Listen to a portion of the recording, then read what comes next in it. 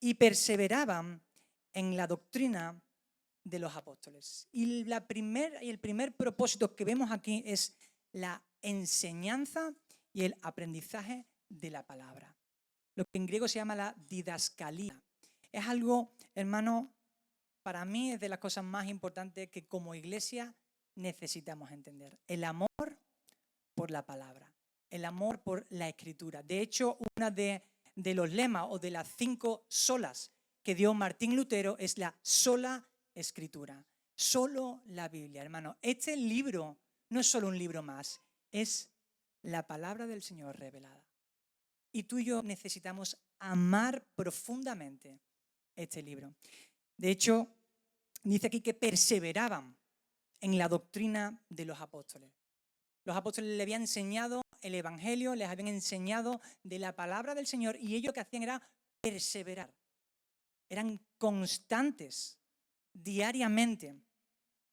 Y qué difícil muchas veces es eso en este tiempo cuando queremos leer la palabra del Señor, queremos profundizar en la palabra del Señor, pero muchas veces por el trabajo, la cotidianidad, los problemas, el tiempo, vivimos agitados y en la sociedad que vivimos hoy muchas veces el tiempo que dedicamos a la lectura de la palabra es escaso. Y eso es una realidad que a veces nos pasa. Pero uno de los propósitos que el Señor quiere enseñarnos y que lo vemos claro en la enseñanza y el amor por la palabra del Señor. Jesús mismo fue tentado. Conocemos cuando Jesús es tentado por Satanás. Jesús, Dios hecho hombre, podría haber echado a Satanás fuera con solo un pensamiento. ¿Y qué es lo que hace? Utiliza la palabra en 3 ocasiones, hablando de Deuteronomio. Las 3 veces que habla en Deuteronomio y habla con la palabra. Si tú y yo entendemos lo valioso que es estudiar, leer la palabra, es algo que necesitamos interiorizar en nuestra vida. Somos salvos por fe, hemos dicho. ¿Amén? ¿Somos salvos por fe? Amén. Pero hay un versículo en la Biblia que dice que la fe viene por el oír y el oír de la palabra de Dios. O sea que tú y yo, mientras más escuchamos, mientras más nos empapamos de la palabra del Señor, aumenta nuestra fe. Tan importante es eso que el Señor nos lo deja escrito. Necesitáis la palabra en todo momento. De hecho, el libro más grande dentro de la Biblia es Salmos, con 150 capítulos, si no recuerdo mal. Pues dentro de ese libro está el capítulo más largo de toda la Biblia. ¿Sabéis cuál es? El Salmo 119. ¿De qué habla el Salmo 119? Habla de la excelencia y las maravillas de la palabra del Señor. O sea, el Salmo, el capítulo más largo de toda la Biblia, nos habla de el amor que le tenemos que tener por la palabra. Hermanos, eso es algo que necesitamos entender en nuestro interior. Tenemos que entender que necesitamos amar profundamente y perseverar como hacían los apóstoles en ese momento. Perseveraban. Ellos dicen que eran constantes cada día en la palabra del Señor. Y necesitamos también, si queremos tener iglesias que se predique la sana doctrina, es importante que de nuevo sigamos amando y mirando lo que dice la palabra, escudriñándola en profundidad. Dice que en los últimos tiempos vendrán falsos maestros y falsos profetas. No dice falsos evangelistas, no dice dice falsos maestros y falsos profetas. Y las dos cosas justamente puedes paliarlas o puedes contrarrestarlas leyendo la palabra del Señor, empapándote de la palabra del Señor. Mi pueblo perecerá por falta de conocimiento. Necesitamos, hermanos, uno de los propósitos más fundamentales de la iglesia es empaparnos de la palabra. Y a mí cuando yo era un poco más joven, soy joven, pero un poquito más joven, era algo que quizá me costaba, pero cuando entendí, simplemente me seguí enamorando, porque mientras más profundizo del Señor, más conozco a mi Dios, más hermoso le veo y más quiero de Él. Mientras más aprendo del Señor en su palabra, más me enamoro de Él. Ese es el primer propósito. Dice que ellos estaban constantemente perseveraban en la doctrina de los apóstoles. Ese es el primer propósito que necesitamos entender como iglesia, la enseñanza y el aprendizaje de la palabra del Señor, que la palabra del Señor sea el centro de nuestra iglesia. El segundo punto también está en el versículo número 42. Dice, perseveraban en la doctrina de los apóstoles, en la comunión unos con otros, en el partimiento del pan y en las oraciones. De hecho, en el 44, versículo un poquito más para abajo, dice, todos los que habían creído estaban juntos y tenían en común todas las cosas. Y ese es el segundo propósito que el Señor nos muestra de la iglesia, y es la comunión, lo que en griego se llama la koinonía. Qué hermoso es poder habitar los hermanos juntos, porque el Señor envía bendición y vida eterna. Es algo hermoso, hermano. A mí, de hecho, yo tengo que decirlo, mi mujer está aquí de testigo, a mí me encanta pasar tiempo de calidad con los hermanos. De hecho, cuando son los domingos, soy uno de los últimos en irme. Ya nos están diciendo las personas que están encargados, dijeron, venga, que nos tenemos que ir ya. No, tranquilo, me gusta quedarme hasta el final, me gusta hablar con la gente, porque eso, hermano, es lo que necesitamos. Comunión, como tenían los primeros cristianos. En la iglesia necesitamos entender que somos un organismo vivo y que necesitamos tener comunión los unos con los otros. Dice no solamente que tenían comunión en la iglesia, de hecho no aparece en ese momento aquí la palabra iglesia o sinagoga en ese momento. Dice que en ese momento tenían en comunión unos con otros, partimiento del pan, oraciones, dice que estaban juntos, dice que estaban partiendo el pan en las casas, en el versículo 46, en todo momento estaban juntos. Había comunión los unos con los otros. Y es algo hermoso, hermano. La iglesia no se hace solo en estas cuatro paredes. Nosotros entendemos que edificarnos los unos a los otros, tanto aquí en la iglesia como fuera de la iglesia. Y yo te invito, hermano, yo te invito y te animo a que cualquier día, en cualquier momento tú puedas coger tu teléfono. Si hay alguien que no has visto en la congregación en el día de hoy, llamarle, animarle, ¿cómo estás? ¿Cómo no estás? Muchas veces decimos, ¿cómo estás? Bien, todo está perfecto. Pero es necesario, hermanos, que nos edifiquemos los unos a los otros. Y yo suelo decir en mi congregación que yo no soy adivino. De hecho, la Biblia dice que los adivinos no entrarán ni heredarán el reino. Entonces, yo no puedo adivinar que tú tienes un problema o que esta persona tiene un problema. Yo necesito hablar contigo y que tú me digas, pues mira, estoy pasando mal en esto. Y si somos hermanos, lo bueno y en lo malo. Y el Señor dice que nos edifiquemos. Entonces necesitamos tener tiempo, necesito conocer si tú estás mal e interceder y orar los unos por los otros. Necesitamos tener comunión, hermano. Dice que aquí en todo momento estaban juntos. Dice que repartían sus bienes, y no te voy a pedir que cojas tus bienes y que los vendas y los dejes a la iglesia, por supuesto que no, pero sí es necesario, hermano, que tengamos tiempo de calidad. No solamente un par de horas en la semana. Somos un organismo, somos un cuerpo. Y el cuerpo, como hemos dicho, está entrelazado. No somos un cuerpo, y si yo soy un miembro de esta iglesia local donde el Señor me ha puesto, tenemos un sentido todos los que estamos. Tenemos que tener una misma visión. De hecho, si vienes conmigo en ese mismo capítulo, al principio, en el capítulo 2, versículo 1, es cuando está viniendo el Pentecostés. Dice que cuando llegó el día de Pentecostés, estaban todos unánimes juntos.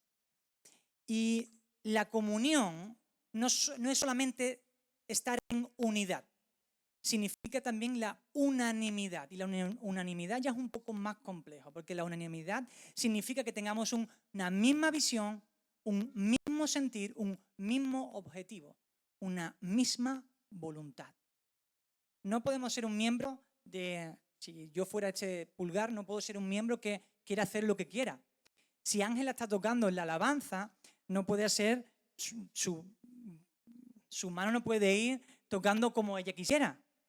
Está unánime lo que le diga la cabeza. Y eso es lo que el Señor nos pide como iglesia, que seamos unánimes, que tengamos una misma visión, un mismo sentir y una misma voluntad. ¿Cuál es tu voluntad? Porque todos tenemos una voluntad, pero ¿está siendo la misma voluntad que el Señor quiere para esta iglesia? ¿Estamos alineados con lo que el Señor quiere y con la visión que el Señor quiere para esta iglesia? La visión que el Señor le ha dado a los pastores para recorrer en este tiempo. El Señor quiere que tengamos comunión como lo tenían en este tiempo los primeros cristianos. Y si seguimos avanzando, después vamos a estar un poquito más hablando sobre cuál es nuestra voluntad. Hemos visto que el primer punto era la palabra del Señor, el segundo punto era la comunión de los unos con los otros. Y dice en ese versículo 45, vamos a mirar el punto número 3, dice que vendían sus propiedades y sus bienes y los repartían a todos según la necesidad de cada uno. Y como te he dicho, no vamos a pedirte que vendas tus posesiones, sino dice que lo repartían todo según la necesidad de cada uno. La iglesia tenía una actitud de servicio. Y eso es uno de los propósitos que el Señor también quiere hablarnos hoy, del servicio, lo que se conoce también en griego como la diaconía. De ahí viene la palabra diácono, que significa obrero, siervo, un trabajador que trabaja para el Señor. El Señor no quiere que seamos unas personas que solamente, como hemos visto en el punto 2, tengamos comunión los unos con los otros, que nos sirvamos los unos a los otros, sino que los primeros cristianos, cuando tenían y ardía el Señor en su corazón, el Espíritu Santo ponía pasión en sus corazones, ellos iban y impactaban allá afuera. Ellos eran un ejemplo, eran personas que reflejaban a Cristo más allá de su casa, más allá de la sinagoga, más allá de las cuatro paredes. Eran personas que influenciaban su entorno. Y eso es lo que tenemos que tener, la actitud de servicio. Como cristianos y como iglesia necesitamos servir a Dios, pero podemos servir a Dios en el servicio a los demás. Amén. Y necesitamos ser una iglesia que sirve. Necesitamos ser hermanos, necesitamos ser cristianos, necesitamos ser hijos de Dios, siervos del Señor. Hay un versículo en Marcos 10:45 que dice, porque el Hijo del Hombre no vino para ser servido, sino para servir, y para dar su vida en rescate por muchos. Dios hecho hombre, el Rey de Reyes, se hace hombre en la figura de Jesús y no viene para ser servido, sino para servir, con una actitud humilde. Y si Él es nuestro modelo, como decimos que es, tú y yo tenemos que entender que nuestra vida cristiana tiene que ser una vida de servicio. Una vida de servicio hacia los demás. De hecho, Jesús da 2 nuevos mandamientos en el Nuevo Testamento y dice, amarás al Señor tu Dios con todo tu corazón, tu mente y tu alma. Y el segundo mandamiento es semejante al primero y es que ames a tu prójimo como a ti mismo. Y si tú amas a tu prójimo, amas servirle. Mejor es dar que recibir. Y si tú quieres dar, lo mejor que puedes hacer es servir. Dar de tu tiempo, de tu dinero, de tu esfuerzo, de lo que tú eres en pos de los demás. Cuando tú y yo nos llenamos apasionadamente del Señor y reconocemos que tú y yo somos salvos por gracia y por fe, que es un don que ninguno de los de aquí estamos nos merecemos, solo ha sido por pura gracia que el Señor nos ha salvado. Necesitamos ser personas que sirvan. Nos tiene que nacer en nuestro corazón servir. Dice Santiago que la fe sin obra es muerta.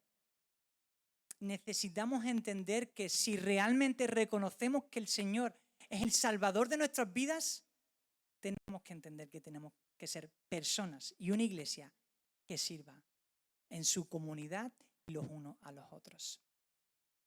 Tenemos que ser como la luna. La luna no emite luz propia, sino que es un reflejo de la luz solar. Nosotros como cristianos tenemos que ser pequeñas lunas que reflejen únicamente a Cristo, sirviendo a nuestra comunidad, en nuestro barrio y a las demás personas. Amén. Tenemos que ser personas que vayan una milla más.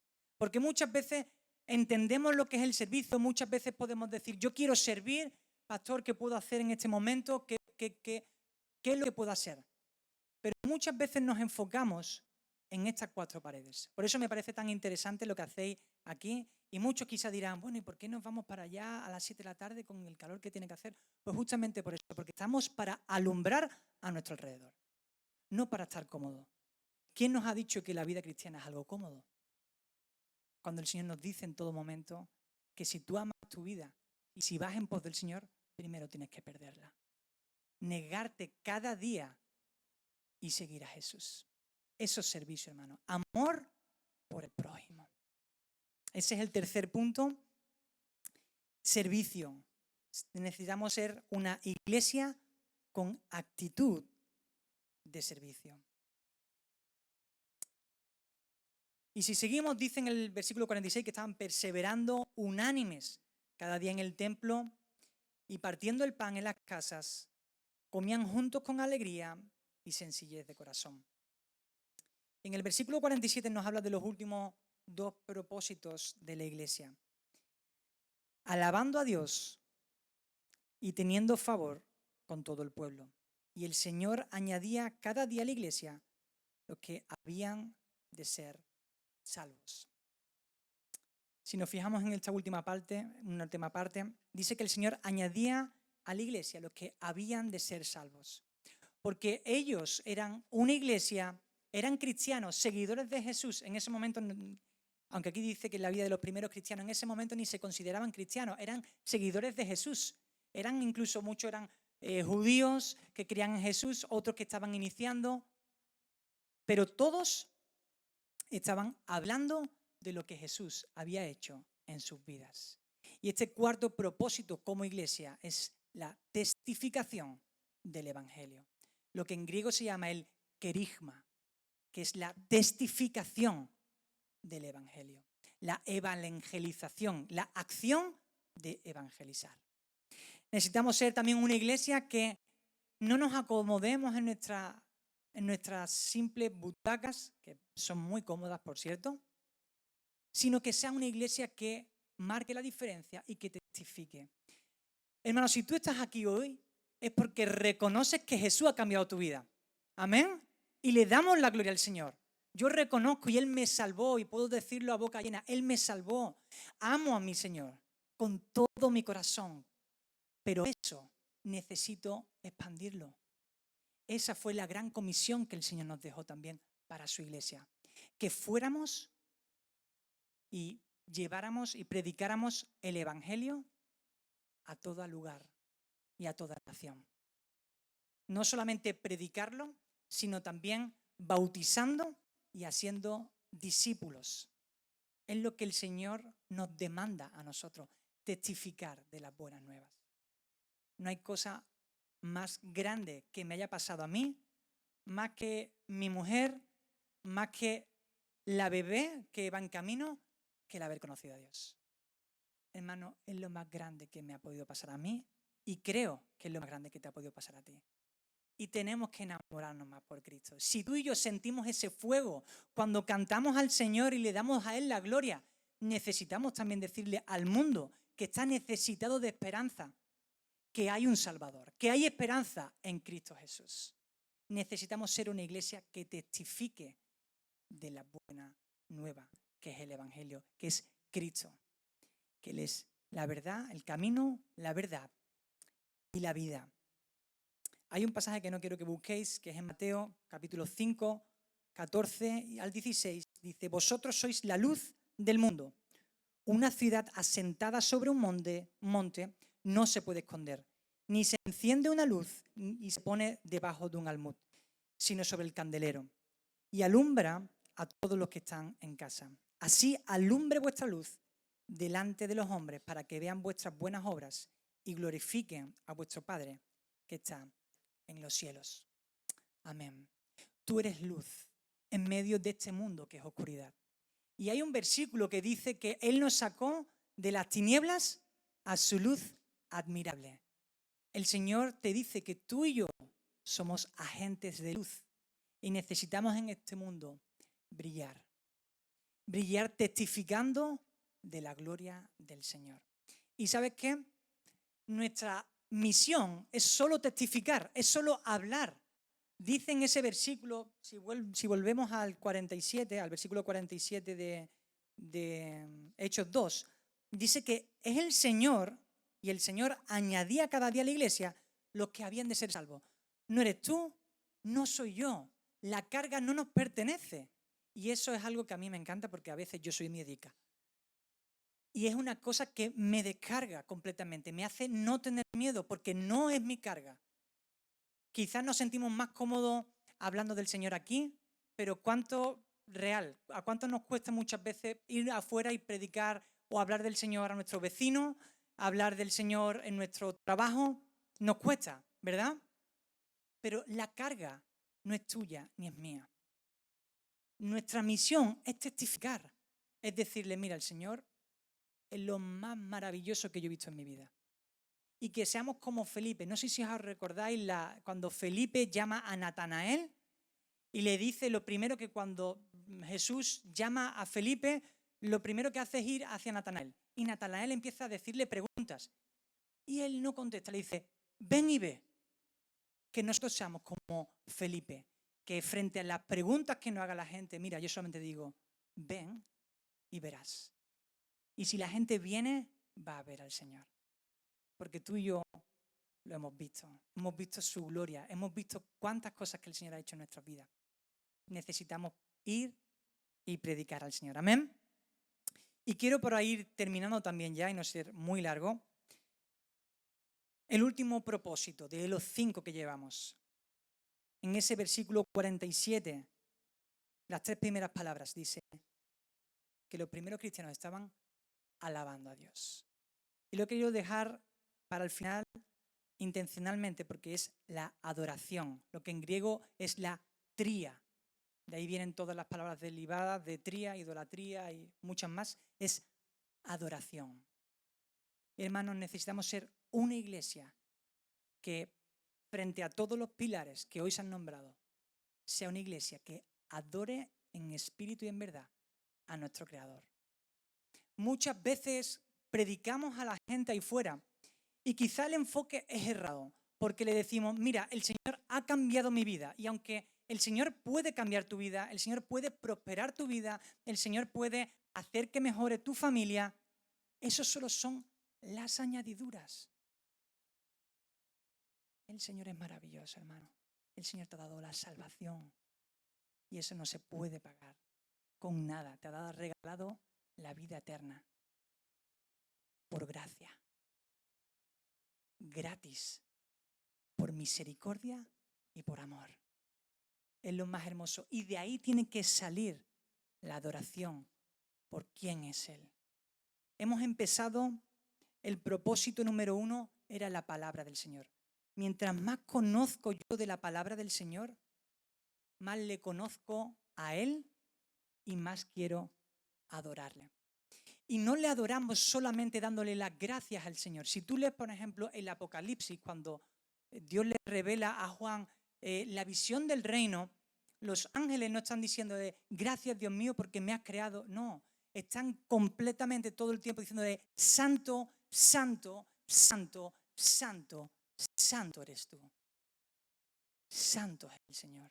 Le están adorando completamente, no por lo que Él ha hecho en nuestras vidas, sino por quién es Él. Y si tú y yo empezamos a conocer más del Señor, tenemos que ser una iglesia que le adore en espíritu y en verdad, solamente por quién es Él. Que seamos una iglesia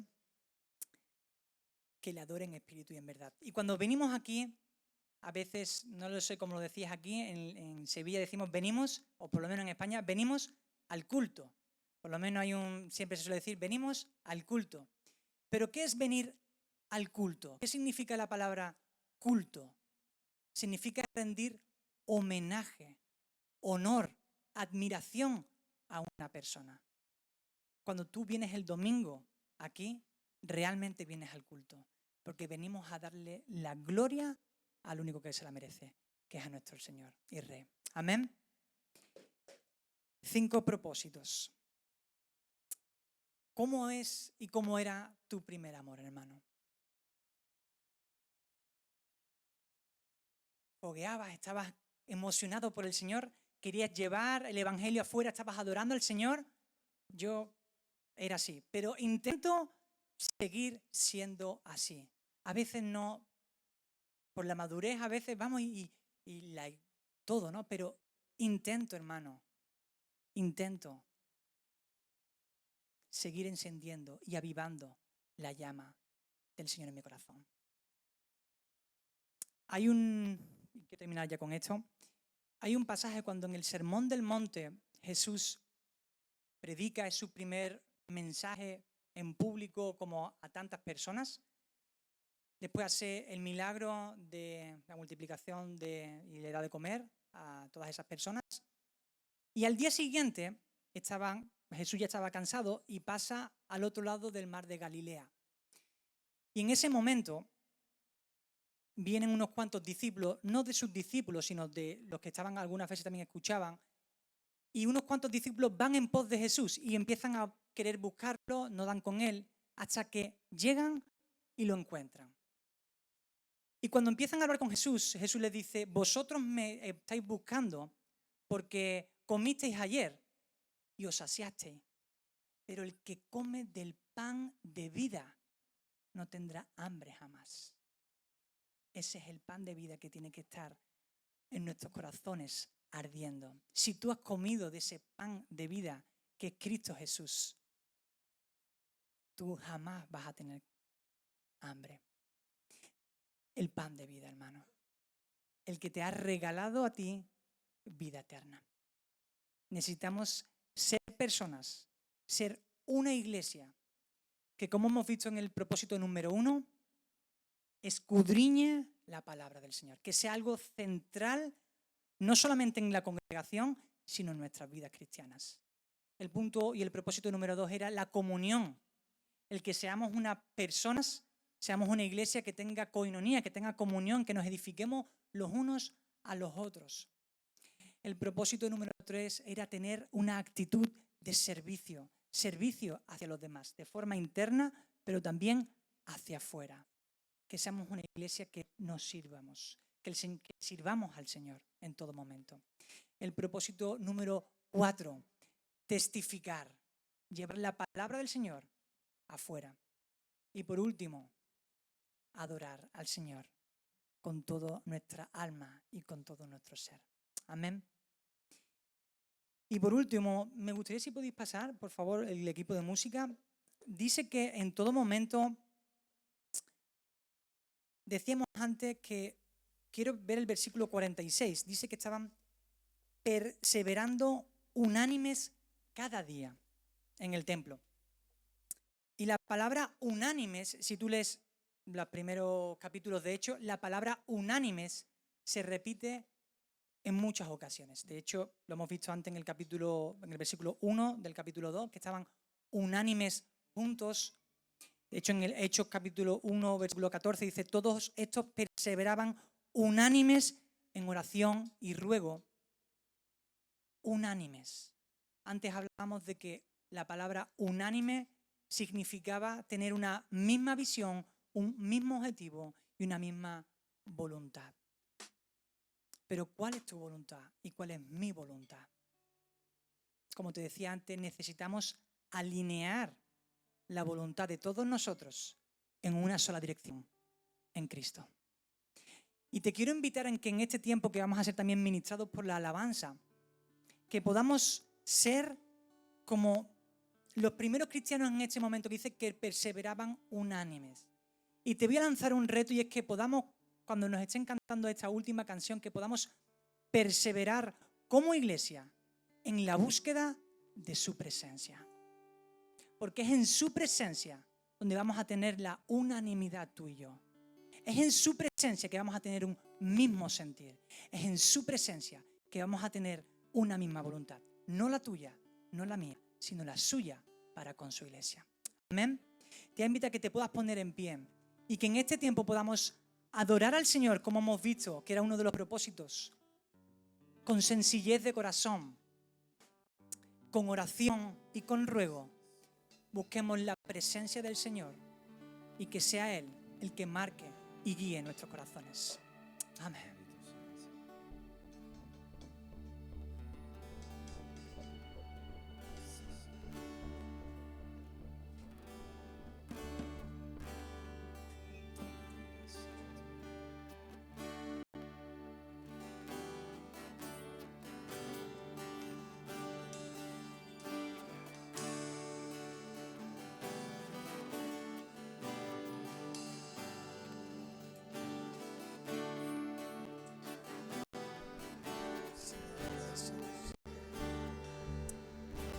Jesus at the center of it all. Jesus at the center of it all. From beginning to the end, it will always be, it's always been you, Jesus. Jesus at the center. Jesus at the center of it all. Jesus at the center of it all. From beginning to the end, it will always be, it's always been you, Jesus. Jesus, nothing else matters. Nothing in this world will do.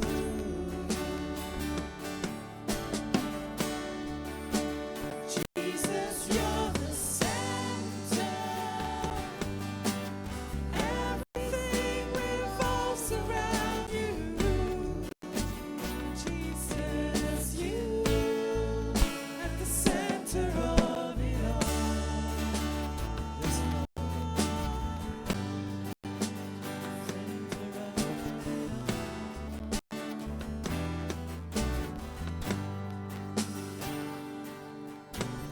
Dentro de mi vida sé Jesús. Dentro de mi vida sé Jesús. Desde el principio hasta el fin, tú has sido y siempre serás Cristo. El centro de mi vida. El centro de mi vida sé Jesús. El centro de mi vida sé Jesús. Desde el principio hasta el fin, tú has sido y siempre serás Cristo. Cristo, tú eres el centro. Nada importa más que tú.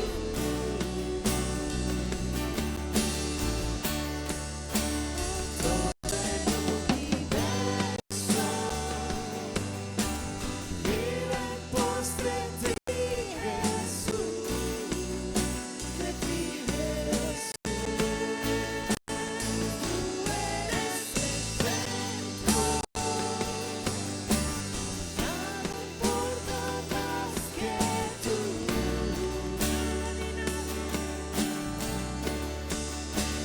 Todo el universo gira en pos de ti, Jesús. De ti, Jesús.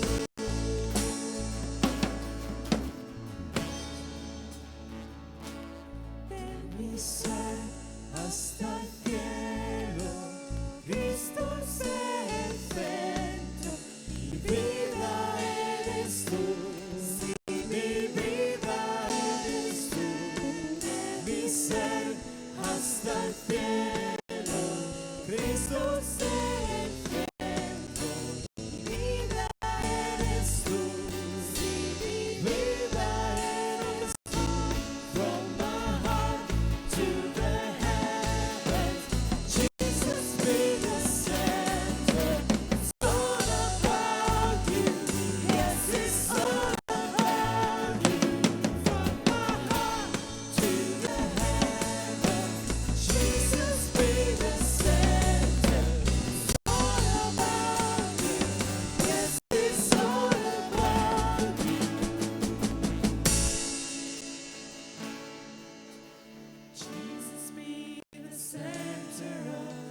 church.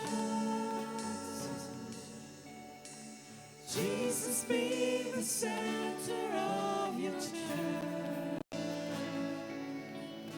And every knee will bow, and every tongue shall confess you, Jesus. Jesus. We sing Jesus. Jesus. We lift up your name. Jesus. There's no one like you. Jesus. Cantamos Cristo. Cristo. Levantamos su nombre. Cristo. Cristo. Cristo.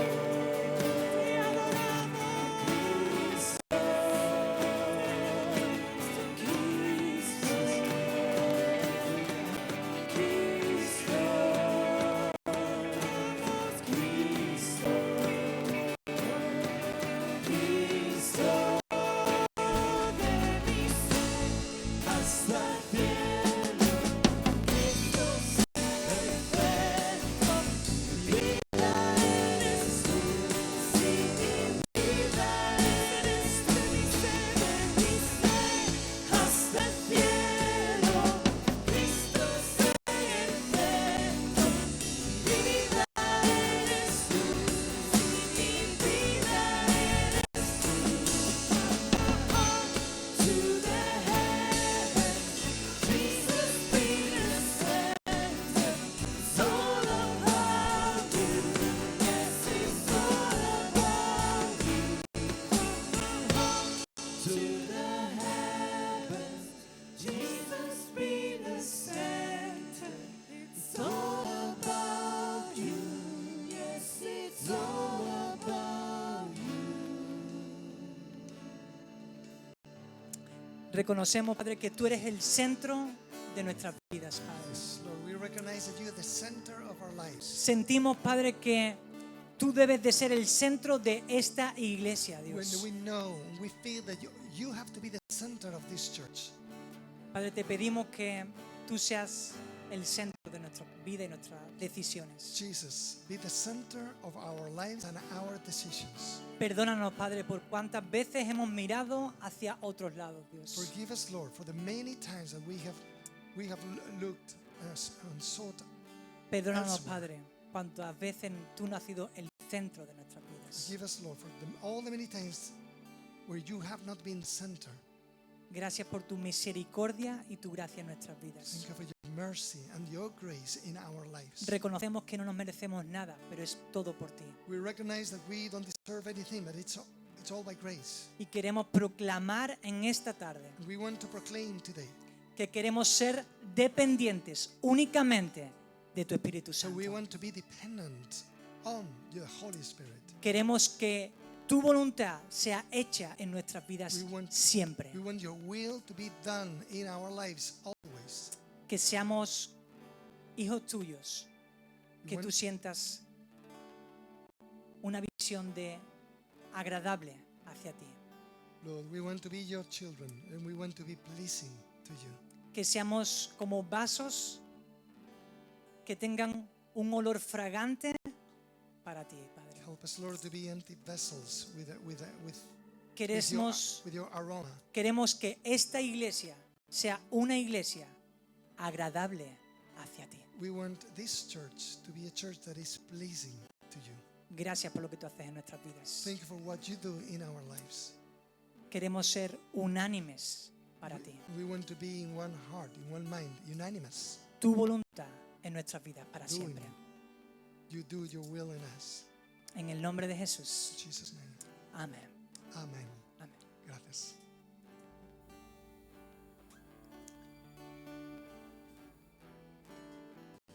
We say amen to all that has Decimos been amén preached- a todo lo que hemos preached escuchado. today.